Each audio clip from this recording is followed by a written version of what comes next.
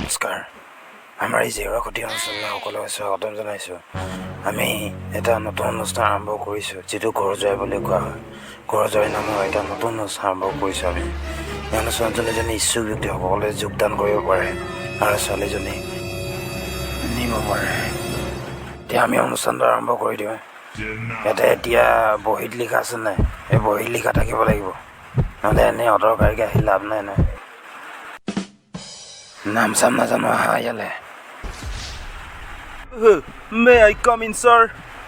আহি যাওঁ সোনকালে, মোৰ টাইম নাই। Okay, thank you. Actually, I am from California. তোমাৰ নামটো?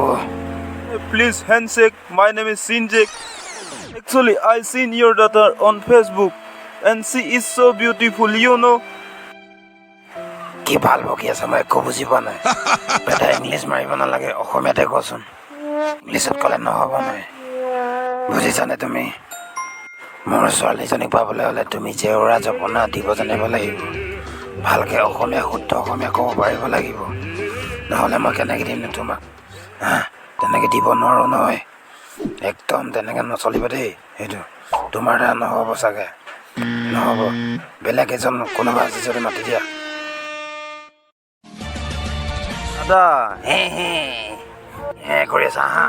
ঠিক আছে দাদা। তোমাৰ নামটো? নমস্কাৰ, মই লিলি ছেকেণ্ড ড'জ। মোৰ নাম অলকেশ ঘোষ। অ' আচ্ছা, ঠিক আছে ঠিক আছে। দাদা, মোর বাড়িয়ে মাই বাপে আছে। দাদা, আপনার একটা বেটি আছে বলে, বেটিটা খুব সুন্দর নাকি? সুন্দর? ও সুন্দরী নাকি? কি যে কৈছা নহয়, ৰাম ৰাম, মই একো বুজি পোৱা নাই। যোৱা যোৱা যোৱা, বুজিয়ে পোৱা নাই মই। কি যে হ'ব নহয় দেই, এইকেইটা কোন আছে আহিবলৈ কোৱা, মাতি দিয়া। দাদা, সোমাব পাৰোঁনে? সোমাই আহা, সোমাই আহা। ধন্যবাদ দাদা। বহিব পাৰোঁনে? বহিয়ে দিলোঁ মই। তোমাৰ নামটো? মোৰ নামটো ৰমণী। মই কওঁ জমনি। আচ্ছা ৰমণী, তুমি পঢ়া শুনা কিমান কৰিলা? পঢ়া শুনাটো? লকডাউন।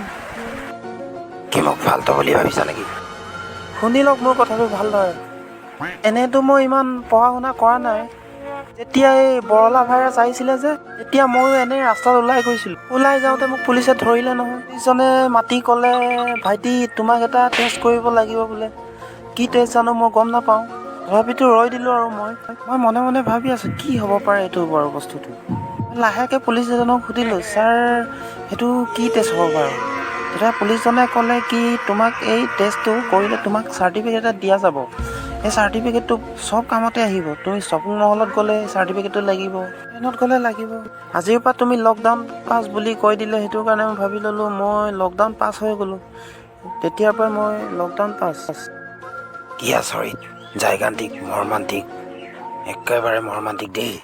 আচ্ছা, তোমাক এতিয়া মই কেইটামান প্ৰশ্ন সুধিম। সেই প্ৰশ্নটো ৰিজনিং টাইপৰ প্ৰশ্ন। ৰিজনিং মানে বুজি পাইছা তুমি?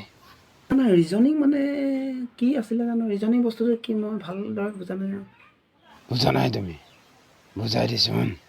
ইংলিছত ৰি মানে হৈছে ৰিচ মানে হ'ল ধনী, জনিং মানে হৈছে জোৱাই, মানে অসমীয়াত জোৱাই, মানে ধনী ঘৰৰ জয়। কোন হ'ব তাৰ ওপৰত আমি আলোচনা কৰিম, লগতে বিলোচনাও কৰিম।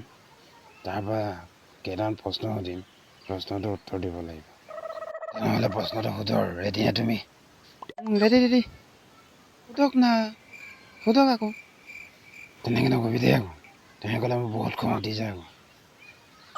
চৰি ছাৰ, ক্ষমা কৰিব, মোৰ ভুল হৈ গ'ল। একো নাই, অল ইছ। এতিয়া 1 নম্বৰ প্ৰশ্ন তোমাক সুধিম। যদি তুমি মদ খাই আছা, তাৰ লগতে মাংস খাইছা, লগত নিমখ জলকীয়া আছে, তোমাক ঘৰত ঘৈণীয়েকে মদ খাব নিদিয়ে, এতিয়া তুমি ক'ত খাবা? দাদা, আপুনি একদম সাধাৰণ প্ৰশ্ন সুধিলে দেই। মই বাথৰুমত খাম আকৌ। এনেতো মই কাপোৰ ধুব লাগিব বাথৰুমত। কেনেকৈ? তুমিতো মাংসটো বনাব লাগিব। মোক ভালকৈ বুজাই দিয়াচোন। মই হোটেলৰ পৰা লৈ আহিম।